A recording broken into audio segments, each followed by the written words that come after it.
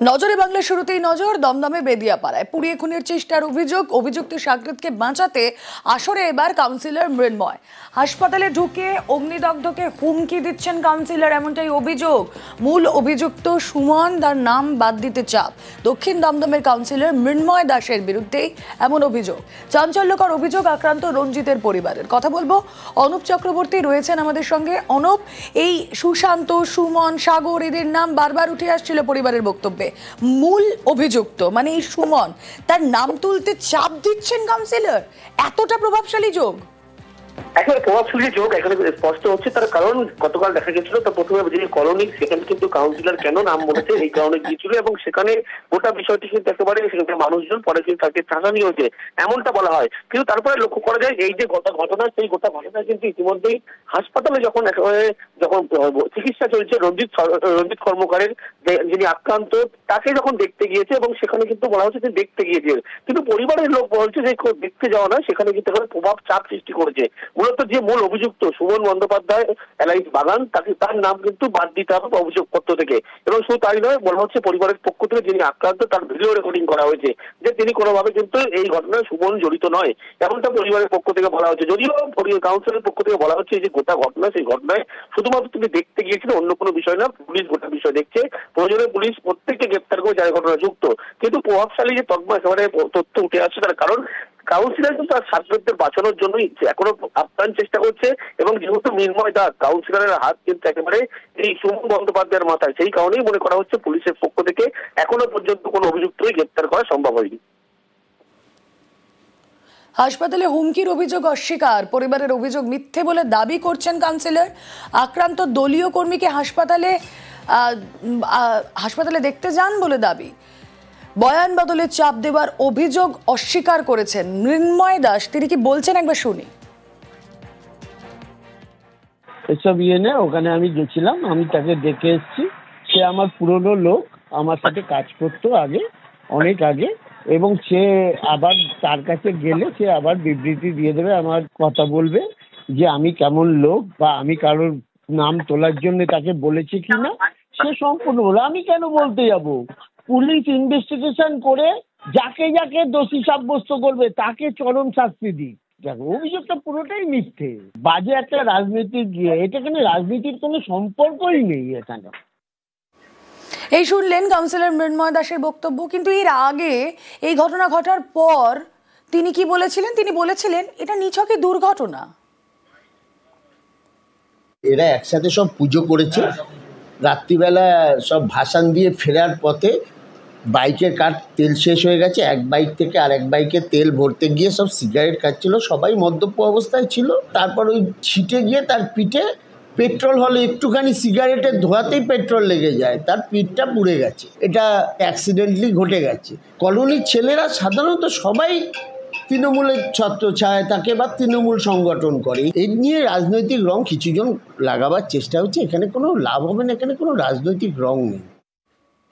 যার নাম তোলার জন্য চাপ দিচ্ছেন কাউন্সিলর মৃন্ময় দাস, মূল অভিযুক্ত সুমন, যেটা অভিযোগ, সেই সুমন এবং সুশান্ত দুজনেই কাউন্সিলর ঘনিষ্ঠ। বারবার এমনটাই দাবি করছে পরিবার। বিভৎসভাবে পুড়ে গেছে, পুড়ে যেতে ওকে হসপিটালে নিয়ে যেতে সঙ্গে সঙ্গে ভর্তি নিয়েছে। পেট্রোল ঢেলেছে, এবার পেছন দিয়ে ঢেলেছে, এবার বলছে ইয়ার্কির মাধ্যমে সামনে পুড়বে, পেছনে পুড়বে কি করে? তাহলে এরকম আগুন ধরিয়ে দিয়েছে ওরা। সুমন ব্যানার্জি, সুশান্ত দাস আর সাগর, এরা পাড়ারই ছেলে, আমাদের পাড়ারই ছেলে। রাজনৈতিক তৃণমূলে সব। মৃন্ময় দাস কাউন্সিলর আমাদের বাড়িতে একবারও আসেনি জিজ্ঞাসা করতে যে পেশেন্টটা কেমন আছে বা কি হয়েছে না হয়েছে, কি করে হয়েছে, কিচ্ছু জিজ্ঞাসা করতে আসেনি।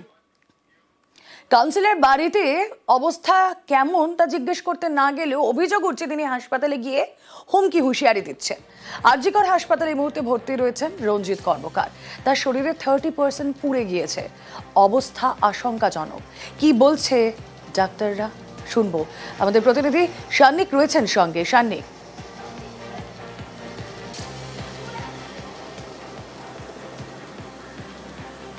মেলা আহত যুবক রঞ্জিত কর্মকার, তিনি বর্তমানে ভর্তি রয়েছেন আর.জি. করের ক্যাজুয়ালিটি বিভাগে এবং তার শরীরের, যেমনটা তুমি বলছিলে, প্রায় 30% পুড়ে গিয়েছে এবং 20% অ্যাবাভ বার্ন ইঞ্জুরিকে চিকিৎসকরা অত্যন্ত সিরিয়াসনেসের সঙ্গে ডিল করতে হয়। সেক্ষেত্রে একটা যে কোনো রকম সংক্রমণের একটা বড় সম্ভাবনা কিন্তু সেক্ষেত্রে থেকে যায়।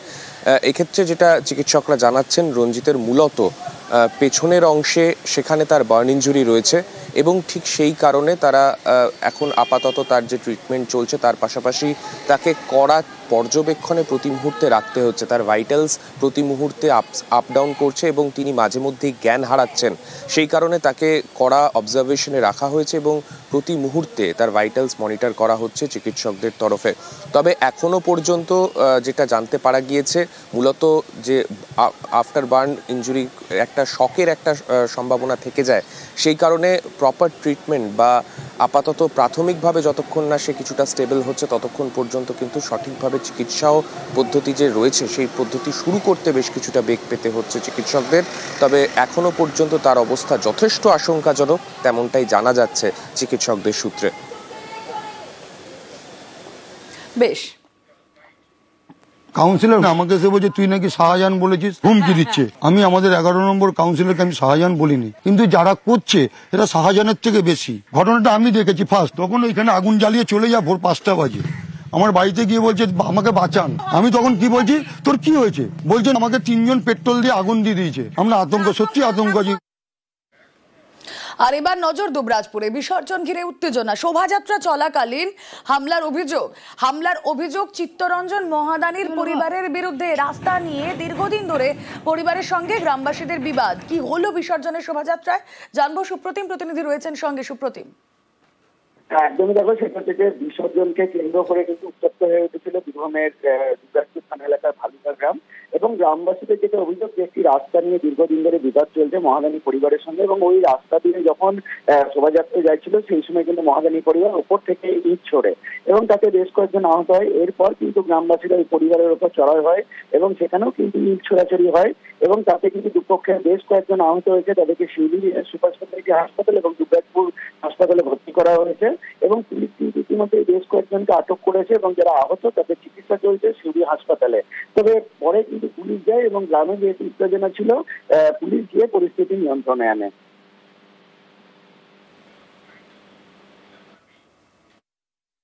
আমাদের উপরে আক্রোশটা ওই যে রাস্তাটা আমরা বাধা দিয়েছি যে তুমি রাস্তার উপরে কেন চাপিয়ে বাড়ি করলে, সেটা ওই জন্য আক্রোশটা ওর।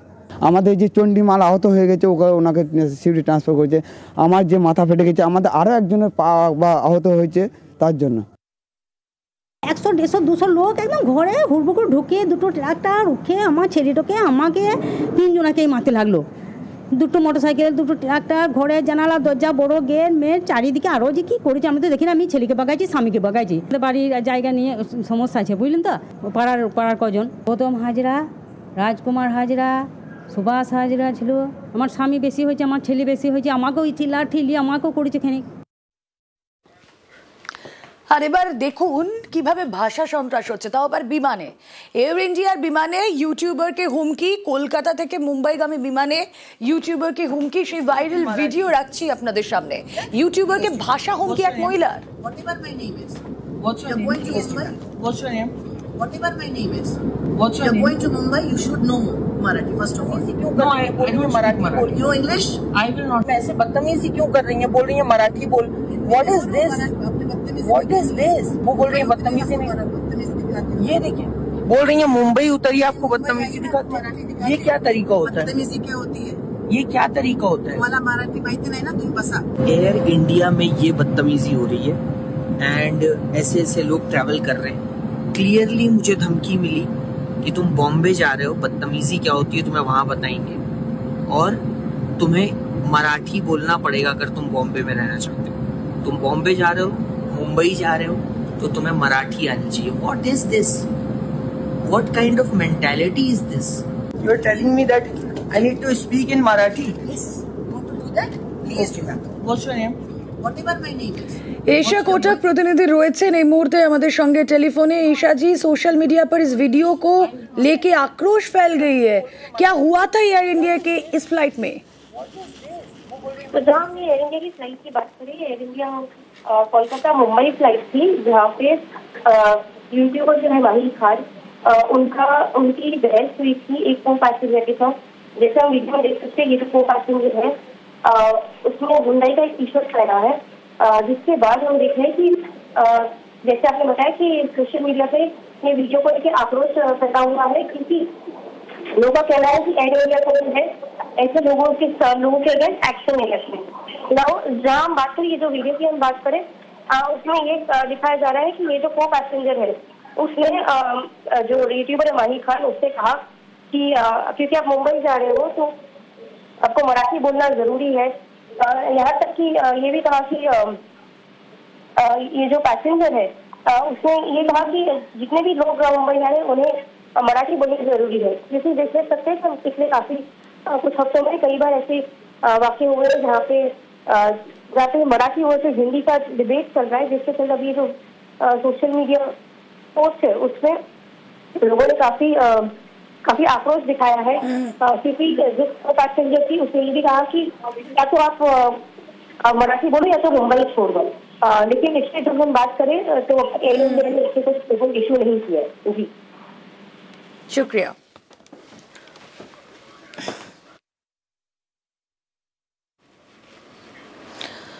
আর এবার রাজস্থানের একটা ছবি দেখুন। এটা একটা petrol pump, CC camera footage আপনাদের দেখাচ্ছি। রাজস্থানের এই পেট্রোল পাম্পেই ব্যাপক হাতাহাতি মারধর, পাম্প কর্মীদের পিটিএ সাসপেন্ড এসডিএম। পাম্পের কর্মীকে ধাক্কা রাজস্থানের প্রতাপগড়ের এসডিএম এর। আগে এসডিএম এর গাড়িতে তেল ভরতে হবে এমনটাই চাপ। পেট্রোল পাম্পের কর্মীকে মার এসডিএম এর সঙ্গে হাতাহাতি পাম্পের কর্মীদের। গ্রেফতার পেট্রোল পাম্পের 3 কর্মী।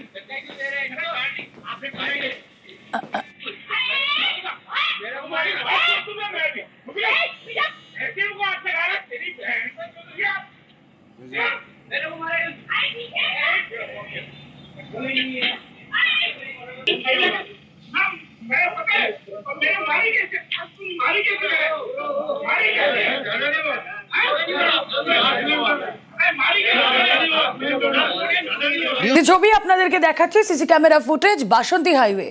আর সেখানে খুনের চেষ্টা, ধারালো অস্ত্র দিয়ে কুপিয়ে খুনের চেষ্টা, হাতে কাটারি, বোঝাই যাচ্ছে। আপনাদেরকে দেখাচ্ছি যে ছবি সিসি ক্যামেরার ফুটেজে স্পষ্ট, হাতে কাটারি ধারালো অস্ত্র দিয়ে কুপিয়ে খুনের চেষ্টার অভিযুক্তকে হাতে নাতে পাকড়াও পুলিশের। ভাঙড়ের ঘটকপুকুরের এই ঘটনা।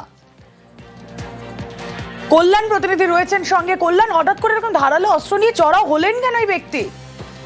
একেবারেই রুমেলা, এই যে ঘটনা ঘটেছে এই ঘটনায় কিন্তু হতভম্ব এই যে ঘটকপুকুর ব্যস্ততম যে বাজার, সেই বাজারের সাধারণ ব্যবসায়ীরাও। সুব্রত নস্কর নামে ইতিমধ্যেই পুলিশ যাকে গ্রেপ্তার করেছে, সেই গ্রেপ্তারের পর পুলিশ সূত্রে যে খবর পাওয়া যাচ্ছে, এই সুব্রত নস্করের সঙ্গে হচ্ছে কালিকাপুর এলাকার বাসিন্দা কবির মন্ডল, ফল ব্যবসায়ী, তার কিন্তু বিবাহ বহির্ভূত সম্পর্ক ছিল। আর এই বিবাহ বহির্ভূত সম্পর্কের কারণেই কিন্তু এই খুনের চেষ্টা।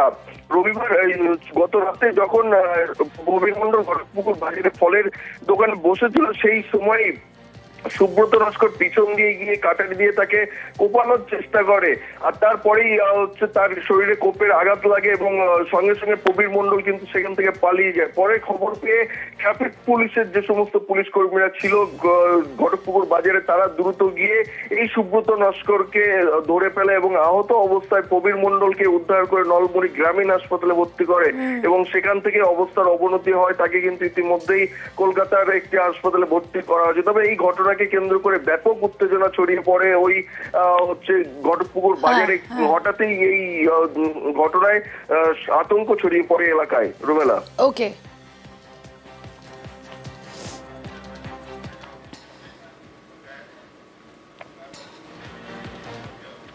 অপরাধ রুখতে এবার পুলিশের পদক্ষেপ। নন্দকুমার থানা এলাকায় কাজ শুরু আরজি পার্টির অর্থাৎ গ্রামরক্ষী বাহিনীর। রাত পাহারা দেওয়ার জন্য স্বেচ্ছাসেবকদের হাতে তুলে দেওয়া হয়েছে বাঁশি, লাঠি, টুপি, টর্চ।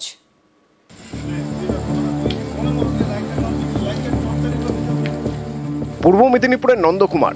অভিযোগ, রাত হলেই এই এলাকায় বাড়ে দুষ্কৃতী দৌরাত্ম্য, কখনো চুরি, কখনো ছিনতাই। এসব রুখতে তৈরি করা হয়েছে রেজিস্ট্যান্স গ্রুপ পার্টি, সংক্ষেপে আরজি পার্টি অর্থাৎ গ্রামরক্ষী বাহিনী। বিভিন্ন জায়গায় বিভিন্ন বাজার কমিটি রাত জাগে প্রশাসন পুরো সমর্থন করছে আমাদেরকে, এবং আমাদের হাতে টুপি, লাঠি, হুইসেল, টর্চ আরও যেটা প্রয়োজন আমাদের হাতে তুলে দিচ্ছে। এবং এটা দেওয়ার মূল কারণ হচ্ছে শুধু প্রশাসন নয়, আমরাও প্রশাসনের সঙ্গে সহযোগিতা করে সমাজে যাতে ক্রাইম কমাতে পারি, আমাদের সার্বিক প্রচেষ্টা। নন্দকুমারের কুমারপুর ঠেকুয়া করক এলাকায় রয়েছে প্রায় 30টি দোকান। এছাড়াও রয়েছে গ্রাম কমিটি। এইসব দোকান ও গ্রাম কমিটি থেকে 200-র বেশি স্বেচ্ছাসেবক বেছে নেওয়া হয়েছে। তাদের নিয়েই তৈরি করা হয়েছে আরজি পার্টি। স্বেচ্ছাসেবকদের হাতে তুলে দেওয়া হয়েছে পরিচয়পত্র, বাঁশি, লাঠি, টুপি, টর্চ। তারা পালা করে রাত পাহারা দিচ্ছেন।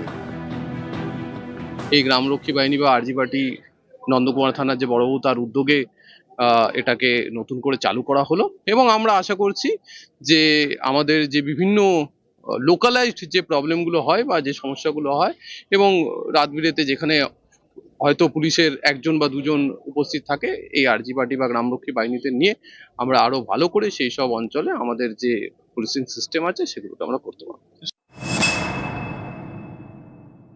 বর্তমান যে সমাজ ব্যবস্থায় কিছু ক্রাইম, কিছু অসামাজিক কাজকলাপ যেভাবে করছে আরজি পার্টি, তারা কিন্তু যদি সারা রাত্রি পাহারা দেন তাহলে কিন্তু মানুষের উপকার হয়।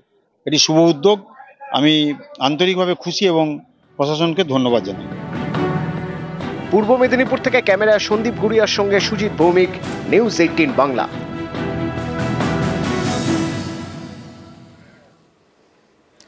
রাত 1টার সময় বাড়ির সামনে ফাটানো হচ্ছিল শব্দবাজি, আর বাড়ি থেকে বেরিয়ে প্রতিবাদ করেন বৃদ্ধা। এর জন্য তাকে মার খেতে হলো। ভবানীপুর থানায় 5 জনের বিরুদ্ধে অভিযোগ দায়ের।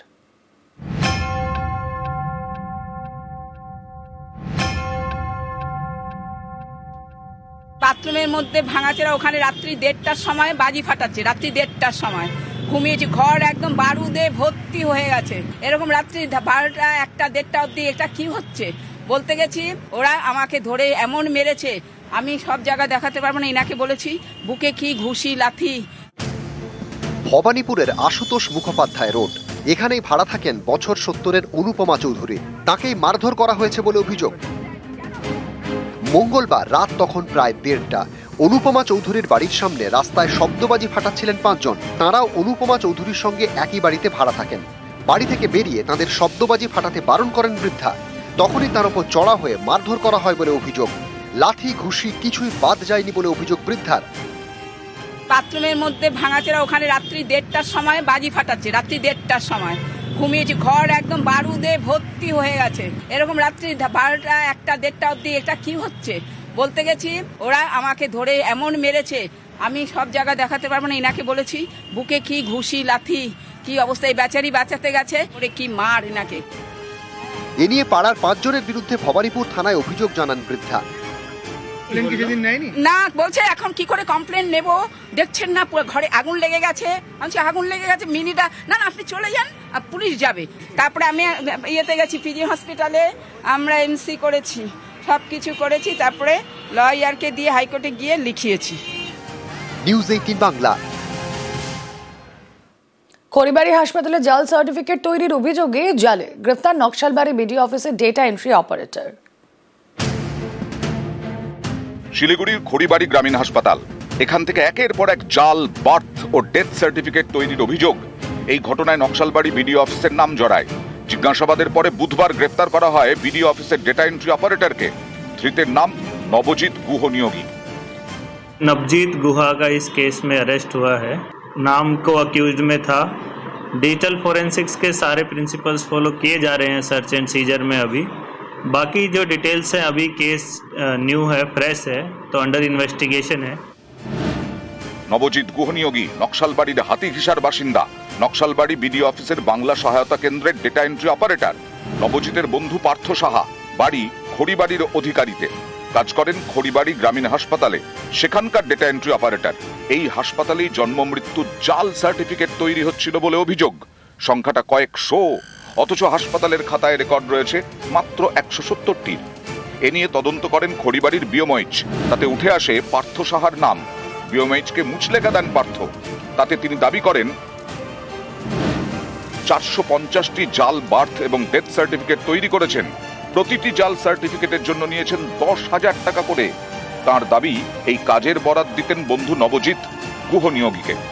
এই মুচলেকার ভিত্তিতেই গত 18 অক্টোবর খড়িবাড়ি থানায় অভিযোগ দায়ের করেন বিওমএইচ। বুধবার জিজ্ঞাসাবাদ করা হয় নবজিৎ গুহনিয়োগীকে। 10 ঘন্টা জিজ্ঞাসাবাদের পর তাকে গ্রেফতার করে পুলিশ। নবজিতের ফোন থেকে একাধিক জাল সার্টিফিকেটের পিডিএফ পেয়েছেন তদন্তকারীরা। তিনি পার সার্টিফিকেটে 10,000 টাকা করে নিতেন। তাকে অ্যারেস্ট করে প্রোডাকশন করা হয়েছে এবং 10 দিনের রিমান্ড চাওয়া হয়েছিল, তো 4 দিনের রিমান্ড অ্যালাউ হয়েছে। আরও কিছু লোক এর সাথে ইনভলভ আছে। শিলিগুড়ির খড়িবাড়ি থেকে বিশ্বজিৎ মিশ্র, নিউজ 18 বাংলা। নাবালককে দিয়ে সোনা পাচারের ছক। স্বরূপনগর সীমান্তে বিএসএফ এর হাতে পাকড়াও নাবালক। তার থেকে উদ্ধার 11টি সোনার বিস্কুট, যার বাজার মূল্য প্রায় 1,64,00,000 টাকা।